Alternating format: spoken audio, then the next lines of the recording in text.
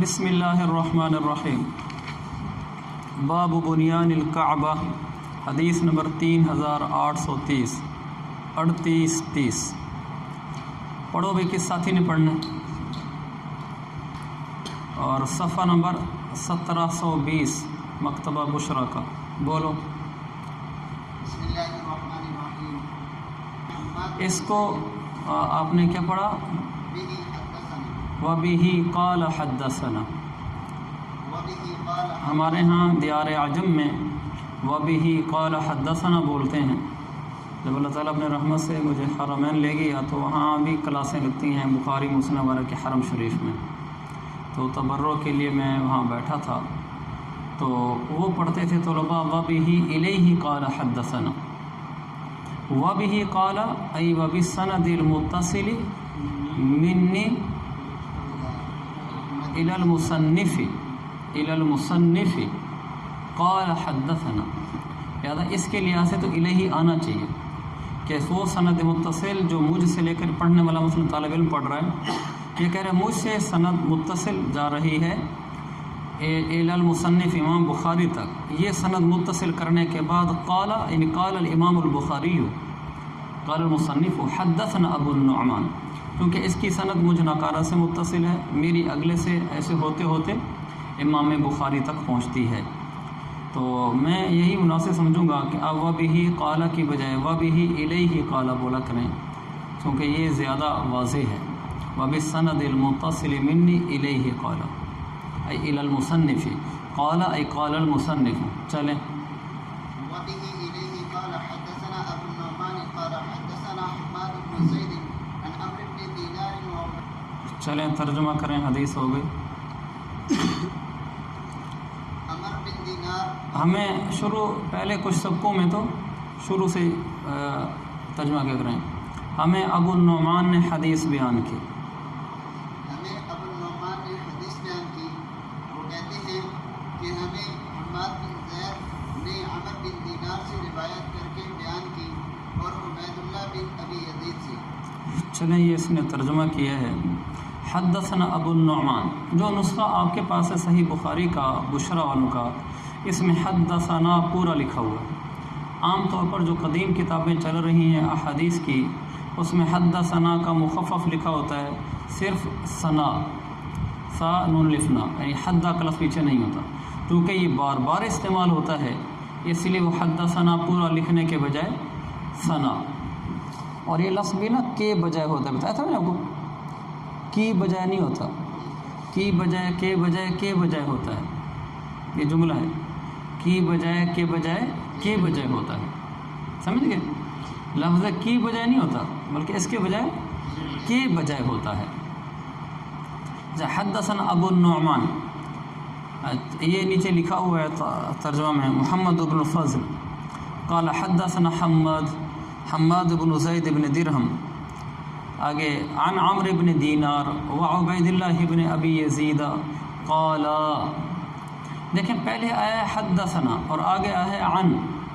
جو حدیث حدثنا سے بیان ہو اس کو کہا جاتا ہے صیغہ تحدیث سے حدیث بیان کی ہے، اور جو حدیث عن سے بیان ہو اس کو کہتے ہیں صیغہ عنعنہ سے حدیث بیان ہوئی ہے، اور جو عنعنہ سے حدیث بیان ہو اس کا درجہ حدثنا سے کم ہوتا ہے۔ لیکن یہ ضروری نہیں کہ جہاں حدیث میں عن آ جائے وہ حدیث ضعیف ہوتی ہے، یہ بات نہیں ہے۔ البتہ بعضوں کا عنعنہ بھی مضبوط ہوتا ہے، اس میں بھی وضاحت تفصیل ہے کہ فلاں اگر فلاں سے حدیث عنعنہ کے طور پر روایت کرے، یہ دیکھا جائے گا معنعن کون ہے، یہ عنعنہ کیا کس نے ہے، تو بعض دفعہ اس کی اپنی قوت درجے کی وجہ سے اس کا عنعنہ جب فلاں راوی سے کر رہا ہو تو بالکل ٹھیک ہوتا ہے۔ بعض جگہ عنعنہ سے روایت پہ اثر پڑتا ہے، کیونکہ عن کا مطلب یہ ہے کہ اس نے اس سے روایت بیان کی۔ اس سے کیسے روایت بیان کی؟ اس نے اس کو لکھ کر دی، اس نے زبانی بتائی، کسی کے ذریعے سے اس تک حدیث پہنچائی، یہ ساری باتیں اس میں شامل ہے نا، کہ اس نے فلاں سے یعنی ذکر روا هذا الحدیث عن فلان، مثلا فلاں سے حدیث بیان کی ہے، جو سے کا لفظ آیا پھر تو بہت احتمالات پیدا ہونا شروع ہو گئے، تو اس لیے عن کا درجہ کمزور ہوتا ہے لیکن ہر جگہ بھی نہیں ہوتا۔ اتنا آپ کو معلوم ہونا چاہیے کہ حدیث معن ہوتی ہے جو عن سے بیان کی جائے. عن عمرو بن دینار، نیچے اس کا ترجمہ لکھا ہوا المکی. اچھا المکی السابق لکھا ہوا ہے. سابق کا کیا مطلب؟ سبق السابق الذي سبق تعریفہ، یعنی اس کا تذکرہ پہلے گزر چکا ہے. وعبید اللہ بن ابی یزید، عبید اللہ بن ابی یزید مولا اہل مکہ. قالا، یہ آخری دو راوی کہتے ہیں. قالا میں انہوں نے کہا لم یکن علی عہد النبی حول البیت حائط. یہاں یہ کہتے ہیں عمرو بن دینار اور عبید اللہ بن ابی یزید کہ حضور صلی اللہ علیہ وسلم کے زمانے میں بیت اللہ کے گرد دیوار نہیں تھی. نیچے دیکھو علامہ سہارنپوری کا حاشیہ، لم یکن ھذا مرسل، یہ روایت مرسل ہے. وقیل منقطع لأن عمرو بن دینار وعبید اللہ من صغار تابعین، یہ تو بالکل چھوٹے تابعوں میں سے ہیں اور یہ روایت بیان کریں کہ حضور کے زمانے میں ایسا تھا، لہذا یہ تو انہوں نے تو صحابہ میں سے بھی کوئی چند ایک کو دیکھا ہوگا چونکہ چھوٹے درجے کے تابعین میں سے ہیں. پھر وہ صحابہ نے جن صحابہ کو انہوں نے دیکھا وہ ہے کہ یہ چھوٹے صحابی ہونے کی وجہ سے ان کا تو زمانہ ذرا دور کا ہوگا، تو انہوں نے ایک راوی در راوی چھوڑا ہوگا بظاہر. انقطاع آ گیا. اللہ کے نبی صلی اللہ علیہ وسلم کے زمانے میں یہ دیوار نہیں تھی، وہ نماز پڑھا کرتے تھے بیت اللہ کے ارد گرد. اچھا آگے لکھا اما قولوا کہ حتی کان عمر فمنقطعا فانہما لم یدرک عمر ایضا. حضرت عمر کا زمانہ تو انہوں نے بالکل پایا ہی نہیں ہے، یہ تو پکی بات ہے. چھوٹے درجے کے تابعی ہیں. چھوٹے درجے کے تابعی کا یہ مطلب نہیں ہے کہ جو ہے نا وہ عمر چھوٹی تھی یا قد چھوٹا تھا. تابعین کو جو مراتب ہیں اس میں ان کا مرتبہ چھوٹا بنتا ہے، اور جیسے جیسے زمانہ نبوت دور ہوتا گیا تو تابعین کے زمانے میں بھی، تابعین کے درجے میں بھی من وجہ کمزوری آتی گئی. تو حضرت عمر کا زمانہ ہوا فبنا حولہ حائطا، حضرت عمر نے اپنے زمانے میں اس کے گرد دیوار بنا دی. ہمارے زمانے میں آپ میں سے کوئی حرم گیا؟ آپ دو ماشاءاللہ. کس سن میں گئے آپ؟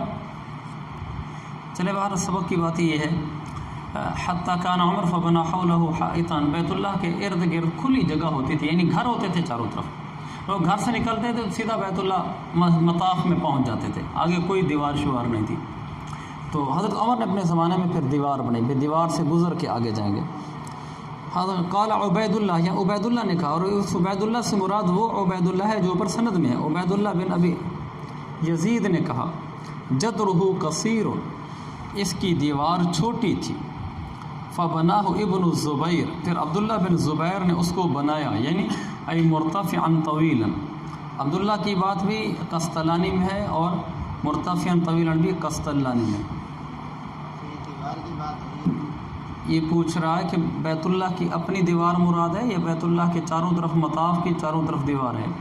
یہ وہ دیوار مراد ہے جو بیت اللہ کی جو 4 دیواریں ہیں اس کے علاوہ آگے مطاف ہے، مطاف کے آگے 4 دیواریں جس کو ہم حویلی کہتے ہیں، یہ وہ والی دیوار مراد ہے کہ اس کو انہوں نے بعد میں بنا دیا تھا.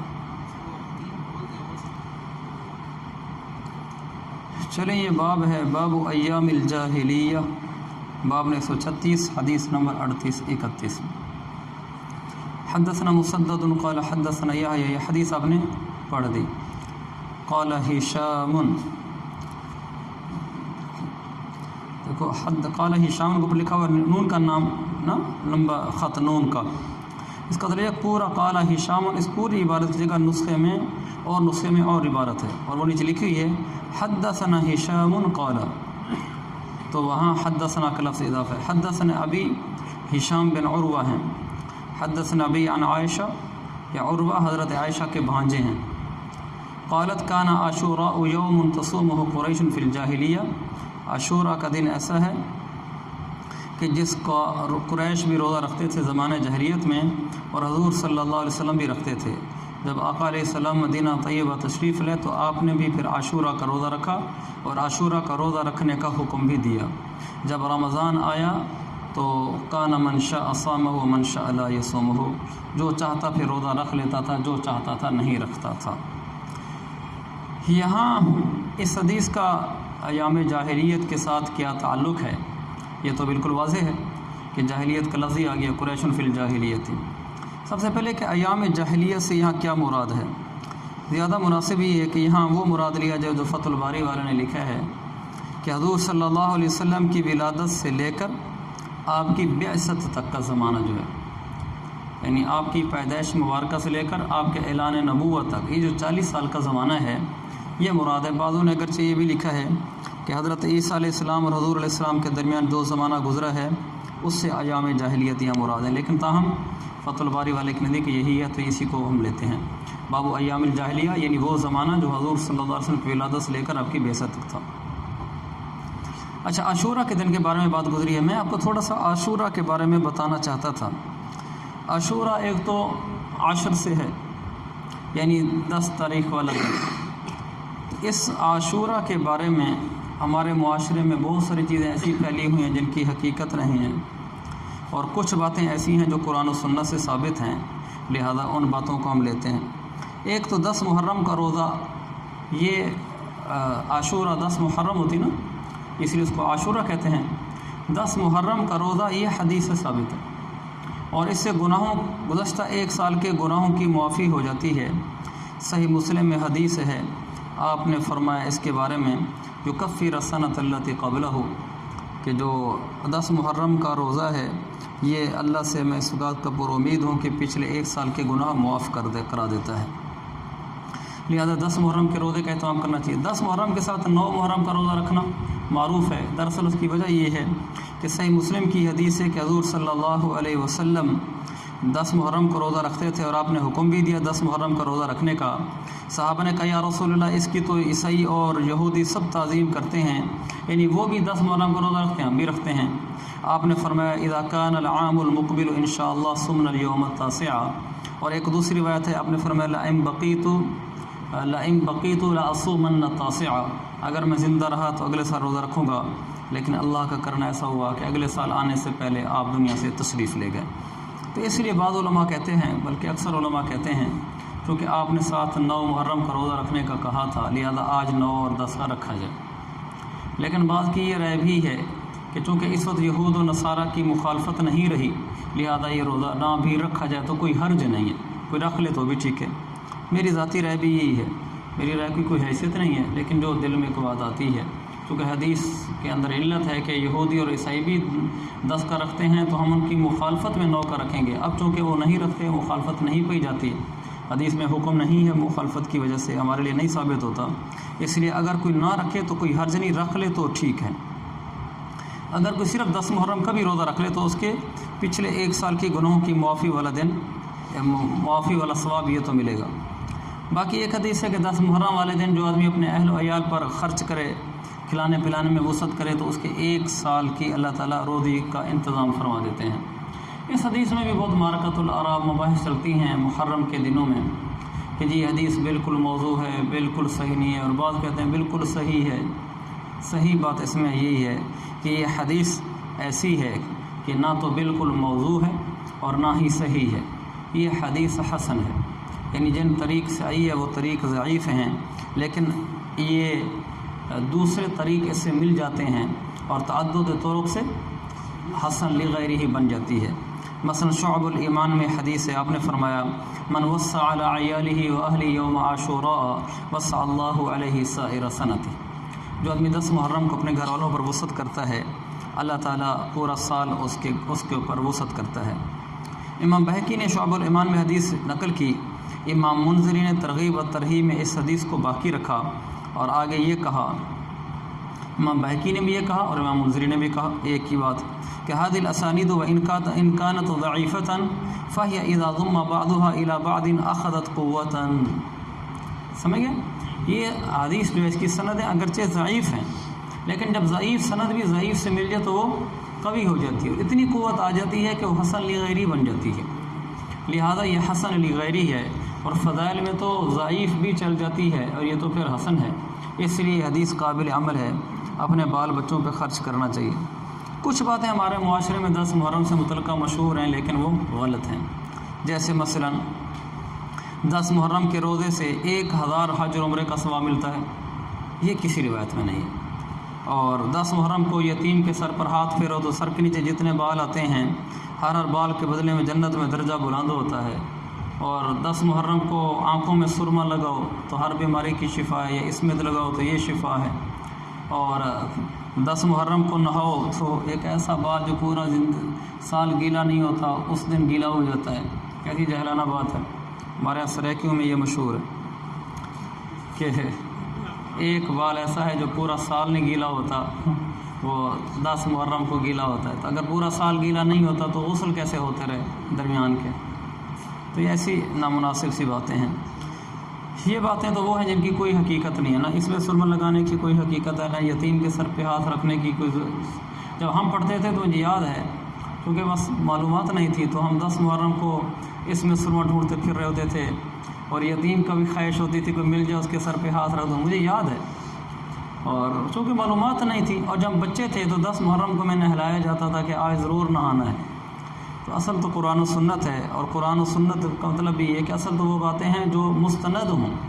اگر کوئی روایت ہے لیکن مستند نہیں ہے تو وہ بھی نہیں لیں گے۔ مثلا یہ روایت کتنی مشہور ہے، بعض بیانوں میں بھی آپ کو ملے گی۔ 10 محرم کو 7 آسمان بنے، 7 زمینیں بنی، آدم علیہ السلام کی پیدائش ہوئی، ابراہیم کو آگ نمرود سے نجات ملی، فرعون سمندر میں غرق ہوا، آدم کی توبہ قبول ہوئی، یونس علیہ السلام مچھلی کے پیٹ سے باہر ہے، وغیرہ وغیرہ، بہت معروف ہے، تقریروں بیانوں میں سنتے ہوں گے، لیکن یہ بالکل غلط روایت ہے۔ بڑا جھٹکا لگا اس کو۔ تنزیہ و شریعہ یہ ابن عراق کنانی کی کتاب ہے، جو اس بارے میں ہے کہ کون سی حدیثیں موضوع ہیں، کون سی ٹھیک ہیں۔ انہوں نے بڑی وضاحت کے ساتھ لکھا ہے کہ حدیث بالکل غلط ہے۔ جی ہاں، تو اس لیے میں نے کہا کہ یہ بعض دفعہ بیان بھی ہوتی ہیں لیکن ان کی کوئی حقیقت نہیں ہے۔ ابن عراق جیسے پسینے والا عرق ہوتا ہے، ابن عراق، اس لوگ ابن عراق پڑھتے ہیں، ابن عراق کنانی، تو حالانکہ ابن عراق کنانی ہے۔ تنزیہ الشریعہ، نزہ ینزہ، تنزیہ الشریعہ، تو اس میں لکھا ہے کہ ٹھیک نہیں۔ یہ کچھ باتیں تھیں جو یہاں عاشورہ کا تذکرہ آیا تو میں نے کہا آپ کی خدمت میں عرض کر دوں، پھر پتہ نہیں ملاقات ہو کہ نہ ہو، تم چلے جاؤ گے، پھر ممبروں پہ بیٹھو گے، پھر وہاں بیٹھ کر ایسی تقریریں جھاڑو گے کہ آخرت میں پھنس جاؤ گے۔ جی ہاں، یہ کہتے ہیں قبروں کی لپائی کرتے ہیں 10 محرم کو، اس کی بھی کوئی حقیقت نہیں ہے کہ 10 محرم کو لپائی کی جائے۔ لوگوں نے چونکہ اگر لازمی نہ سمجھا جائے تو کوئی حرج بھی نہیں ہے، آپ قبر کی لپائی کر سکتے ہیں اس لیے کہ نشان نہ مٹے، اگر مٹ جائے تو کوئی حرج نہیں ہے۔ لیکن اگر کوئی رکھتا ہے مجھے والد کی، بزرگ کی، شیخ زاد کی قبر باقی رہے تاکہ میں اس پہ آیا کروں، اور قبرستان پہ آنے سے تو ممانعت نہیں ہے، ہاں باقی غلط طریقوں سے آنے سے ممانعت ہے کہ وہاں رونا دھونا ہو، اور جو کچھ آج کل بعض مزاروں پر ہو رہا ہے وہ منع ہے۔ ورنہ کنت نہیتکم عن زیارت القبور فزوروها، میں نے تمہیں قبروں کے زیارت سے روکا تھا اور تم اب زیارت کیا کرو قبروں کی، جایا کرو قبرستان۔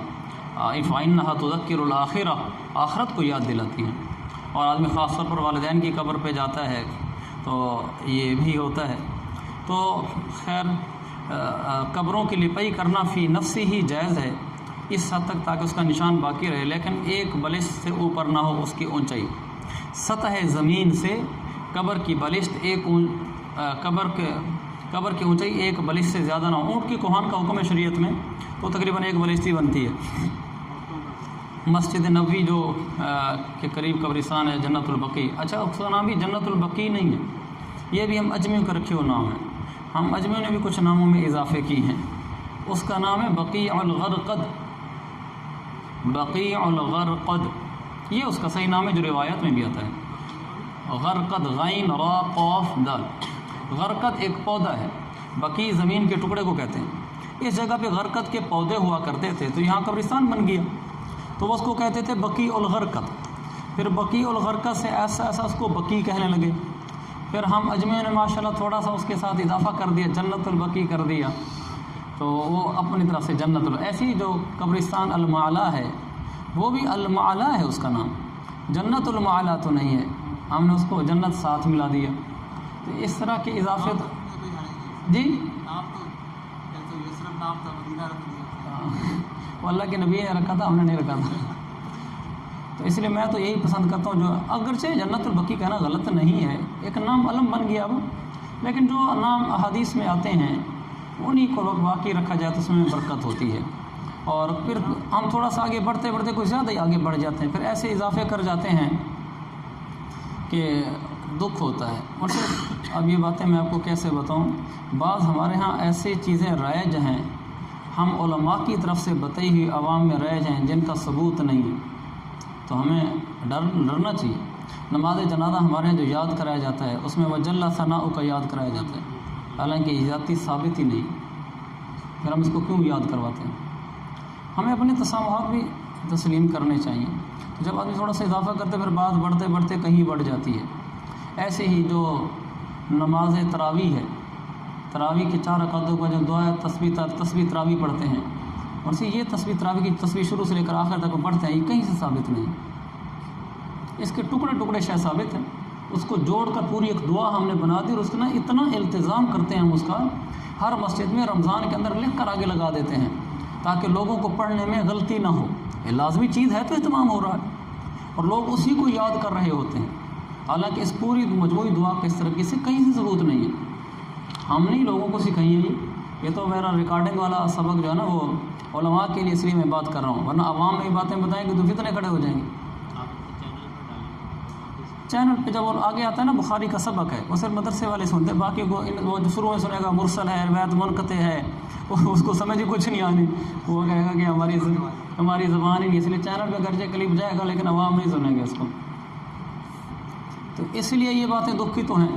میرا ذاتی ذوق اور مذاق اور مزاج یہ ہے، میں بچہ ہوں علمی لحاظ سے کوئی شک نہیں، لیکن میرا ذاتی خیال ہے کہ ہمیں وہ رکھنا چاہیے جو قرآن و سنت سے ثابت ہے، بس جو ثابت نہیں ہے تساموں سے کہیں سے ہو ہی گئی ہے داخل، تو اکابر کی شان میں نعوذ باللہ حاشا وکلا، بد زبان بھی نہیں ہونا چاہیے، بدگمان بھی نہیں ہونا چاہیے۔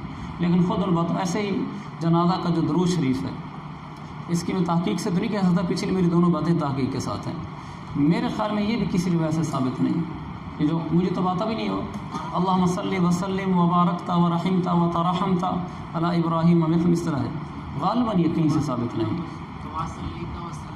کما صلیت وسلم، ایسے ہی ہماری جو دعا ہے اذان کے بعد کی، اس میں والدرجۃ الرفیع، یہ ثابت نہیں ہے، ہاں، اور اتنا ہم ان کو یاد بھی کرواتے رہتے ہیں، آگے بتاتے ہیں والدرجۃ الرفیع کی اضافی ایک اور بھی لفظ میں وارزقنا شفاعتہ یوم القیامہ، یہ ثابت نہیں ہے، اور ہم اس کو اضافے کے ساتھ چالو کرا بھی رہے ہیں، بچوں کو بھی یاد کرا رہے ہیں۔ ہاں، یہ بسم اللہ وعلی برکۃ اللہ، یہ واو کے بغیر ہے، اللہ کے بغیر ہے، بسم اللہ و برکۃ اللہ۔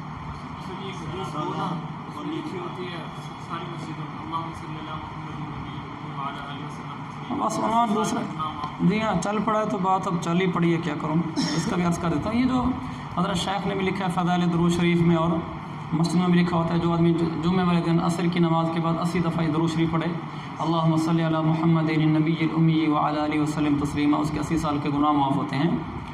اس میں اگرچہ اختلاف ہے، مجھے اس کا ایک انکار نہیں ہے، لیکن میرا خود ذاتی میلان اسی طرف ہے۔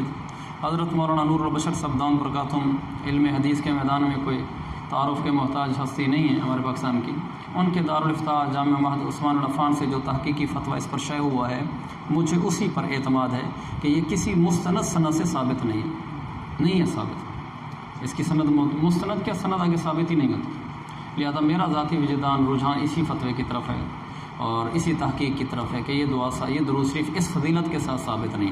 ویسے درود ہے پڑھیں اللہ کے نبی پر، لیکن جب آپ کسی فضیلت کے اعتقاد کے ساتھ پڑھتے ہیں کہ اس کے پڑھنے پر یہ ملتا ہے، وہ تو صرف اللہ کے نبی بتا سکتے ہیں کہ اس پر کیا ملتا ہے، وہ تو صرف وہی کا راستہ بچ جاتا ہے، تو وہ پھر اگر حدیث نہیں ہے تو پھر کہنا غلط ہے۔ بعض یہ بھی فضلاء غلطیاں کرتے ہیں، حدیث بیان کرتے شروع میں یہ نہیں کہتے حضور نے فرمایا، کہتے میں نے یہ تو نہیں کہا اللہ کے نبی نے فرمایا، لہٰذا میرے پر وعید نہیں آئے گی۔ آپ بات ہی ایسی بیان کر رہے ہیں جو بات آپ خود بیان ہی نہیں کر سکتے، مثلا آپ یہی کہتے ہیں کہ یہ درود شریف جو آدمی پڑھے گا اس کے پچھلے 80 سال کے گناہ معاف ہوں گے، یا تو آپ حدیث تک سے آپ تک بات پہنچ چکی ہے، آپ نے اپنی طرف سے گھڑی ہے، اب یہ کہ جی میں نے نبی کا نام تو لیا نہیں، اگر نبی کا نام نہیں لیا تو پھر آپ کو کس نے 80 سال کا کس نے بتایا؟ کوئی یوں کہتی جنت میں یہ ہو رہے ہیں اور ایسا ہے فلاں ہے، پھر کہ میں نے ساتھ حدیث کا لفظ نہیں کہا تھا، لہٰذا اگر حدیث ٹھیک بھی نہیں ہو تو مجھے کوئی گناہ نہیں۔ آپ کو کس نے بتایا جنت میں نوروں کے بارے میں؟ اس کا تو راستہ ہی حدیث ہے نا، یہ صحابی کا قول ہوگا، وہ صحابی کا ایسا قول بھی محدثین نے لکھا ہے، یہ حکماً مرفوع ہوتا ہے، جیسے مقدمہ ابن صلاح تخصص الحدیث میں پڑھاتے ہیں، مقدمۃ ابن صلاح، اس میں بڑی وضاحت کے ساتھ لکھا ہوا ہے کہ حکماً مرفوع ہوتا ہے، تدریب و راوی میں لکھا ہوا ہے، متعدد کتب میں لکھا ہوا ہے، وسیلۃ ظفر میں بھی میں نے لکھا ہوا کہ جو بات صحابی ایسی کہہ رہا ہو جو عقل سے نہیں، قیاس سے نہیں کہی جا سکتی، وہ اللہ کے نبی سے سن کر کہی جا سکتی ہے۔ مثلا جنت میں حوریں یوں ہیں، اس حدیث پر فلاں تلاوت کرنے پر اتنا ثواب ملتا ہے، فلاں درود پر اتنا ثواب ملتا ہے، یہ ساری چیزیں تو توقیفی ہیں، یعنی ہم سنیں گے اور آگے بتائیں گے۔ صحابی اگر اللہ کے نبی کا نام نہ بھی لے تو بھی حکم مرفوع ہوتا ہے وہ، یا تو یہ غلطی بھی نہیں کرنی چاہیے جی میں نے خود اصل میرے ساتھ پیش ہے، اس لیے مجھے بعض نے کہا جی ہم حدیث کہہ کر نہیں بیان کرتے، ہم ویسے ہی بیان کر دیتے ہیں۔ وہ سمجھتے ہیں کہ شاید ہم اس وعید سے باہر نکل جائیں گے کہ من قال علی ما لم اقل فلیتبوأ مقعدہ من النار، یہ بات تو ہو ہی حدیث سے سکتی ہے، لوگ خود بخود سمجھ جائیں گے یہ حدیث میں ہے، آپ کے کہنے نہ کہنے کا کیا فرق پڑتا ہے۔ اور یاد رکھو جو حدیث موضوع ہو اس حدیث کو، من گھڑت حدیث کو بیان کرنا حرام ہے، جیسے دوسرے حرام کام کرنے سے انسان ڈرتا ہے، ایسے من گھڑت حدیث بیان کرنا بھی حرام ہے۔ من گھڑت حدیث بیان کرنے کی صرف ایک گنجائش ہے کہ حدیث کے من گھڑت ہونے کو بتانے کے لیے بیان کیا جائے، بس، یعنی زبان سے حدیث نکلنی نہیں چاہیے وہ، لیکن یہ بتانے کے لیے بھی یہ موضوع ہے، یہ من گھڑت ہے، یہ بتانے کے لیے۔ آج کل متعدد خطیب اس بات کو ناپسند کرتے ہیں کہ ان کو بتایا جائے حدیث موضوع ہے، اس لیے کہ موضوع حدیثیں چٹپٹی ہوتی ہیں، چونکہ وہ خود بنائی گئی ہوتی ہیں، الفاظ میں بڑا وہ بناؤ جوڑ ربط، اور ہاں پھر محنت کر کے یاد بھی کی ہوتی ہیں، پھر وہ کوئی روک دے تو پھر طبیعت بھی گرانی ہوتی ہے۔ ہمارا مقصود تو اللہ کی رضا ہے، کون سی اپنی دھاک مٹانی ہے مجمع پر۔